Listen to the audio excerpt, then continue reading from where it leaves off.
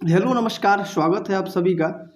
तो आइए हम देखेंगे एक से एक बेहतर सवाल। तो पहले देखिए, आप एक क्वेश्चन देखिए अच्छे से, ठीक है। उसके बाद हम इसका सॉल्यूशन भी दिखाएंगे। तो देखिए, बोला गया एक 60 छात्रों की कक्षा में केवल 40% हिंदी, 25% केवल इंग्लिश और बाकी दोनों भाषा बोल सकते हैं। तो कितने छात्र जो इंग्लिश बोल सकते हैं? तो आइए देखते हैं ऐसे सवालों को कैसे करेंगे हम लोग।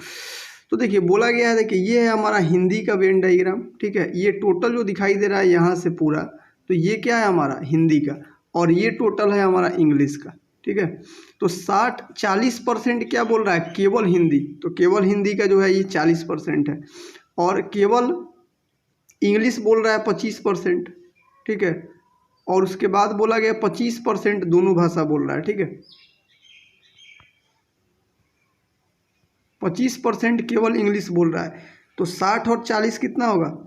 सॉरी, 40 और 25 कितना होगा? 65। तो 35% ऐसा लोग होगा जो दोनों भाषा बोलेगा, ठीक है। क्या होगा? दोनों भाषा बोलेगा।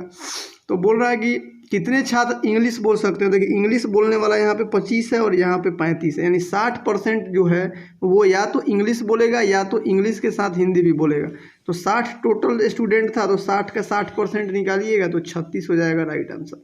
आई होप ये सवाल समझ में आ गया होगा। आइए अगले सवाल की तरफ चलते हैं हम लोग। बोला गया एक परीक्षा में 65% छात्र गणित में पास हो रहे हैं, ठीक है।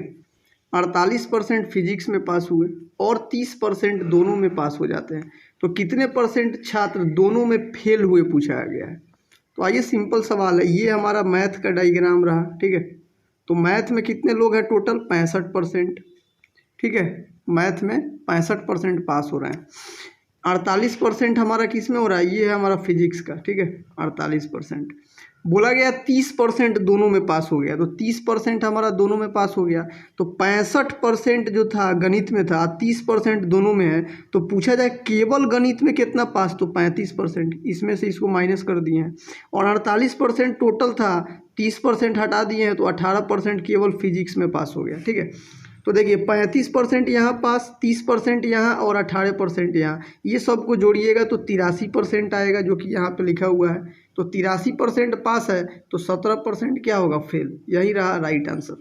देखिए, जितने भी सारे एग्जाम आने वाले हैं आपके अपकमिंग एग्जाम, उसमें बहुत सारा आपको ये बेनिफिट करेगा। इस टाइप का सवाल हमेशा पूछा जाएगा, ठीक है। तो आगे हम लोग बढ़ते हैं अगले सवाल की तरफ। आइए देखते हैं, एक सवाल और बेहतर है। तो उम्मीद है कि आप इसको पहले वीडियो को रोक करके खुद से आंसर करिएगा, उसके बाद आप लोग आंसर देखिएगा, ठीक है।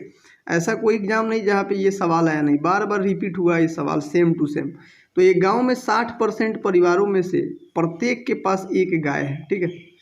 30% के पास भैंस है और 15% के पास दोनों है, गाय और भैंस दोनों है।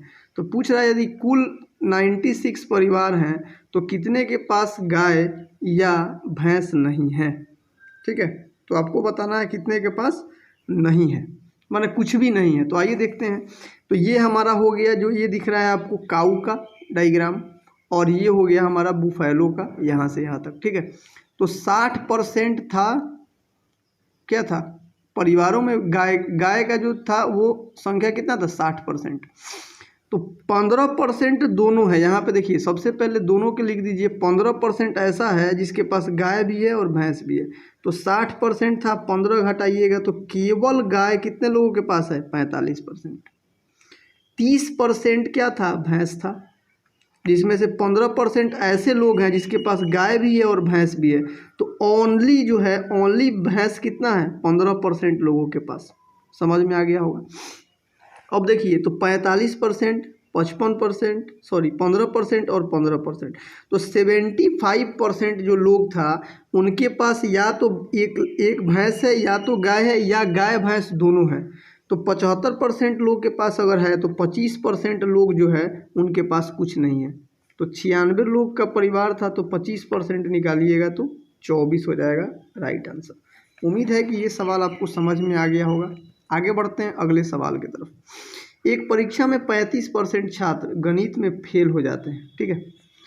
25% इंग्लिश में फेल हो जाते हैं। तो यदि दोनों विषयों में 10% छात्र फेल हो जाते हैं तो कितने प्रतिशत पास होते हैं, यही पूछा गया है। तो देखिए, ये है हमारा मैथ का डायग्राम, जिसमें है 35%। दोनों में 10% क्या थे, पास थे, सॉरी फेल थे, ठीक है।